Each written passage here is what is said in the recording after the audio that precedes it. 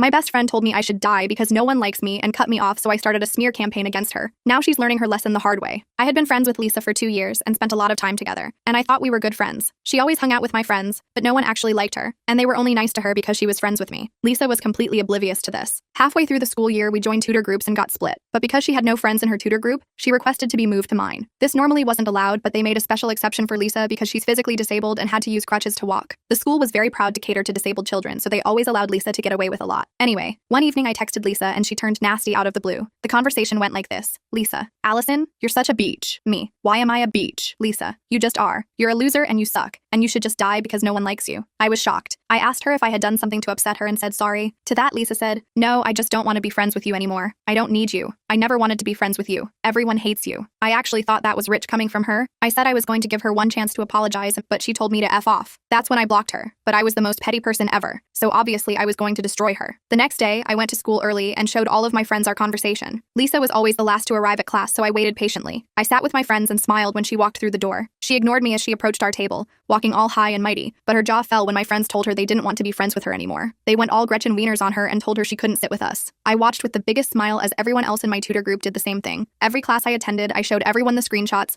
and watched as Lisa was forced to sit by herself every time. She kept glaring at me and all I did was smile and wave. When lunchtime came, everyone in our year had learned about our texts. In the cafeteria, I saw Lisa approach multiple tables and was told to go away. She once again had to sit alone. I purposely walked past her and smiled. The next day, I was called into the principal's office. I wasn't surprised to find Lisa there with one of the teachers that support disabled children. The little rat had snitched on me. I was told to sit down, and I asked what this was about. The principal said, Lisa has come to me with some disturbing allegations. She says you've been bullying her, and thanks to you, she now has no friends. If this is true, you could face being expelled. We don't tolerate bullying of disabled children. This should have made me scared. After all, I was a good kid at school, never had detention, never got in trouble, had good grades, but I wasn't the least bit scared. I turned and saw Lisa smile at me. She thought she had won. I smiled back, and her expression quickly changed from smug to worry. I replied, well, actually, this all started 2 days ago. Lisa sent me some horrible messages, and she said she didn't want to be friends anymore. I asked for an apology. She refused. All I did was show the horrible messages she sent me to my friends because I was upset. I tried my best to sound as if I was about to cry when I said this. Then I continued with my sob story. My friends then decided they didn't want to be friends with Lisa, because why would they want to be friends with someone who sends such horrible messages? As I said this, I pulled up the messages. Oh, and this is her phone number if you want to check it's actually her. I showed him her contact information and he promptly dialed the numbers on his phone. Lisa's phone rang seconds later and I saw all the color had drained from her face. I was happy with myself that I was able to wipe that smug look from her face. After reading the messages, the principal told me I could go. I said, thank you, bye Lisa, and waved and smiled as I left the office. From what I heard, Lisa had detention after that. We never spoke again, and she spent the rest of the school year alone, no friends and miserable. I reveled watching her suffer, and I'm not afraid to admit, it brought me great pleasure to bring her down.